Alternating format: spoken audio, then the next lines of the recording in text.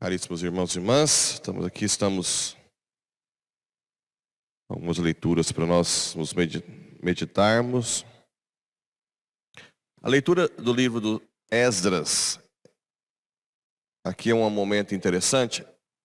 Esdras é o sacerdote que, junto com Neemias, governador, foi enviado por Ciro, rei da Pérsia, para restabelecer em Israel, reconstruir o templo, restabelecer os judeus em Israel. E aqui é um momento interessante, porque Esdras, sendo sacerdote, o sacerdote representa o povo diante de Deus, né? E aqui é um momento que Esdras está com vergonha, diz: na hora da oblação da tarde, eu, Esdras, levantei-me da prostração. Ele estava prostrado. E com as vestes e o manto rasgados, representando todo o pecado do povo que foi castigado com o exílio, né? Caí de joelhos, estendi as mãos para o Senhor meu Deus e disse: meu Deus, estou coberto de vergonha e confusão ao levantar a minha face para ti, porque nossas iniquidades multiplicam-se acima de nossas cabeças, e nossas faltas se acumularam até o céu. Aqui não tem Santa Missa, mas Esdras é uma prefiguração da missa. Lembra que na missa, na hora da oração eucarística, o certo seria que eu ficasse de costa para vocês, né? Que eu falo em nome do povo, pedindo perdão dos nossos pecados, em nome dos méritos de Cristo, né? Pedindo o Espírito Santo. Então o sacerdote aqui, ele está pedindo perdão por todos os pecados dos judeus. Mesmo no momento bom, porque o rei Ciro tinha falado que podia voltar e reconstruir o templo. Sem a Arca da Aliança, porque foi roubada na invasão, né? Depois da invasão babilônica, o templo não tinha nada no Sancto Santorum. Lembra do Sancto Santorum? Santo dos Santos, onde o sumo sacerdote ia uma vez por ano levar o sangue dos animais em expiação de todos os pecados do povo, no dia de Yom Kippur. E aqui, desde os tempos de nossos pais até esse dia, uma grande culpa pesa sobre nós. É o peso, o sacerdote carrega o peso do pecado do povo, né? Por isso que o sacerdote é sacrifício oferecido, né? Eu tenho que sempre estar pedindo pelo pecado do povo. E apesar de corrigir, eu sou aquele que tenho que sempre conduzir o povo pecador para Deus.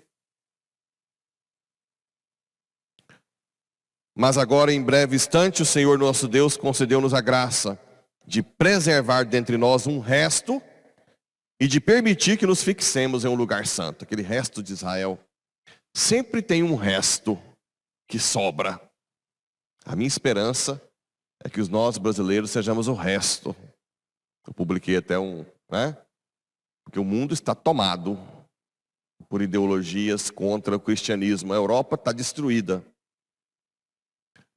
O último foco é a América Latina, que já vem sendo destruída do México, já foi tomado pelo comunismo, Nicarágua, Colômbia, Peru estão querendo fazer uma nova constituinte, Chile, Argentina, sobrou nós. Temos que lutar com todas as forças, principalmente com a oração, e até com a vida, se for preciso. Mas existe um resto que serve de luz, né? E no Evangelho, aquela famosa passagem que São Francisco leu e tomou ao pé da letra, né? O que diz aqui? Jesus convocou os 12, deu-lhes autoridade sobre os demônios, que na verdade o que nós estamos vivendo é uma batalha espiritual. não é com gente, não é ser humano, a gente combate com um espírito maligno, com os demônios, para curar doenças e para proclamar o reino de Deus e curar os enfermos. Não leveis nada para o caminho, nem cajado, nem sacola, nem pão, nem dinheiro, nem mesmo 2 túnicas. Aqui foi quando São Francisco fundou a sua congregação, que eles não podiam ter nada, nem aonde morar, nada. Aqui, é claro, existem várias interpretações. Eu acho que a mais sóbria é que Jesus quer que todo mundo seja desapegado. O desapego dos bens. Não necessariamente que não use os bens. João Paulo II, um Papa santíssimo, muito santo. Santo, santo, santo. Né? E usava os bens. Quando ele ia nos países, usava os carros diplomáticos. O Papa Francisco não aceita carro mais de luxo. Aconteceu um episódio peculiar. Madre Teresa de Calcutá chegou no Rio de Janeiro e Dom Eugênio Salles, que era o bispo e cardeal do Rio, mandou um desses carros diplomáticos buscá-la no aeroporto. E ele tinha outro compromisso, então não existia uma segunda opção. Quando Madre Teresa viu o carro, ela disse, não entro. E Dom Eugênio recebeu a ligação e disse, olha, estamos com um problema sério. Madre Teresa está no aeroporto e disse que não entra no carro que o senhor mandou, que é muito luxuoso. Foi um Deus nos acuda para achar um carro que se adaptasse e naquele momento fosse buscá-la. Então depois surgiu a discussão. Quem é mais pobre? Quem exige um carro mais simples ou quem usa o carro que tem? Claro que Madre Teresa tinha como meta de vida a pobreza radical, né? O Papa Francisco também, ele é religioso. Ele tem também essa tendência a querer. Mas também eu posso dizer que pobreza é você aceitar o que tiver. Pessoa, se todo país que eu for arruma um carro aí que seja simples de qualquer jeito para mim, não. O carro que chegar, eu uso. Então, essa questão dessa fala de Jesus, o próprio São Francisco de Assis, não queria que nenhum dos seus irmãos tivesse em casa. A congregação não podia ter nada. Quando ele foi, se não me engano, para a África, e demorou a voltar, naquela época era muito difícil a comunicação, ele foi tido como morto. A igreja começou a pedir para os irmãos fazer as construções para eles morarem. Quando Francisco voltou, ele ficou louco. Subia, jogava as telhas no chão. Não é isso que Deus me pediu. Deus não me pediu isso. É sem nada. Não podemos ter nada. E na verdade, alguns já estavam adoecendo, porque ficava no relento, lá é frio, né? Aí São Francisco foi falar com Santa Clara. Sempre a mulher, né? Santa Clara no mosteiro.